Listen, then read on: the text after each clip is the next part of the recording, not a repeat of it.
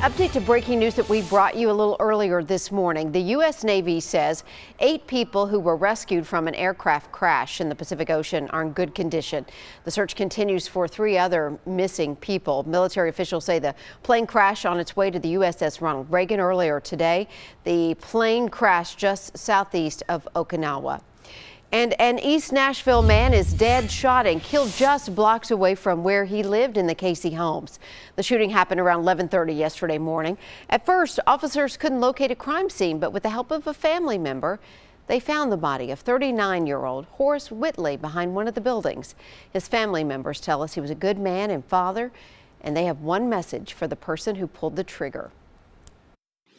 Turn yourself in. There's another family, hearts are broken. Turn yourself in. If you needed anything, he would have gave it to you.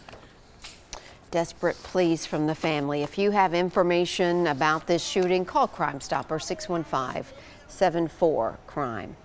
More than a dozen students were arrested after a massive fight in a high school hallway. Metro Police believe the fight involved 2 gangs. Happened at John Overton High School in Nashville. After police broke everything up, 14 students wound up with charges, the oldest 19, the youngest 14. Luckily, no one was seriously hurt. And celebrities are calling for justice for a Nashville prisoner who admits she murdered a man in 2004. Back then, at age 16, Centoya Brown was charged with murdering 43-year-old realtor Johnny Allen. Her attorneys say Brown was a victim of sex trafficking and that Allen paid her for sex. They believe she shot him in self-defense, but prosecutors are saying that Brown shot Allen while he was sleeping. In 2006, a jury convicted Brown of first-degree murder and aggravated robbery. A judge sentenced her to life in prison with the possibility of parole after 51 years. She will be 69 then. Tweets from Rihanna and Kim Kardashian say the system has failed Brown, a sex trafficking victim. A petition has started circulating online to grant her a new trial, though that push did fail a few years ago. Advocates are now asking for her sentence to be commuted from first-degree murder to at least second-degree murder, and that would mean Brown would have an opportunity for parole in 2 years. That clemency request is in the works right now. And at least one arrest is made in a gun store heist in Smyrna. Police say they've caught one of the juveniles who may be connected to the crime. Several thieves smashed into the Guns and More last week with their car, and they got away with shotguns, rifles, and ammunition. And liquor was the target in a midnight burglary right here in Nashville. We have several surveillance stills from police, but this one's the clearest one. So see if you can make out who this person is. Detectives say this guy and another broke into the Grand Cru Wine and Spirits along Murphy Road, and police say they burglarized the place a couple times before, and they swiped bottles of liquor and wine before they took off in a blue GMC Sonoma. So call 615-742-7465 if you recognize him.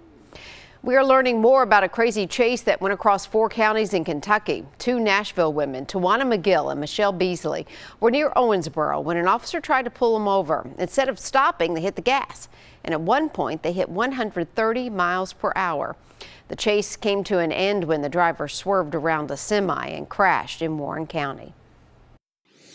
Probably running 100, 120 miles an hour and hit the median, lost control, and went up on this bank and flipped a couple times and landed on their side. McGill faces several charges, including wanton endangerment and assault. Beasley is facing charges for receiving stolen property. And Tracy Lawrence and friends rocked the Wild Horse last night for the annual Mission Possible turkey fry concert. Crews were out deep frying hundreds of turkeys in the parking lot yesterday morning. The birds will be used to serve about 8,000 meals at the Nashville Rescue Mission for Thanksgiving.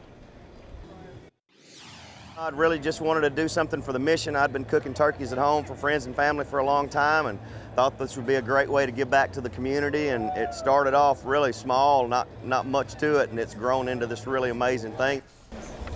This is the 12th year for the event here in Nashville. Lawrence headed to Dallas today. They've got a 2nd annual turkey fry event there as well. All right, happening now, thousands of travelers are packing up. They're trying to head out to be with friends and family for Thanksgiving, and AAA is predicting more people are going to be traveling, the most since 2005. Let's check in, see if that's the case with News Channel 5 Sophie Nielsen Holding from Nashville International Airport this morning. And I know you're seeing long lines there today, Sophie.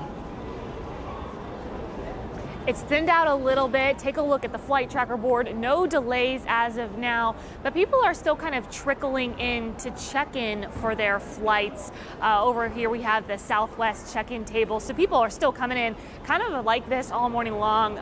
Longer lines earlier though. The security line has been moving pretty fluidly for the most part. There are actually about 40,000 Tennesseans who are going to be taken to the skies over this weekend. There's some of them you just saw. And that might be because airfare ticket prices are the cheapest they've been since 2013. On the other hand, though, if you plan to get behind the wheel this weekend, you're going to pay more than you have since 2014 in order to fill up that gas tank. There are more than 1 million Tennesseans who plan to hit the road this weekend. And speaking of hitting the road, if you are one of those people who does plan to drive, the person that you want to be getting information for this morning is Rebecca Schleicher. Let's hand it over to Rebecca with 5 Live Traffic.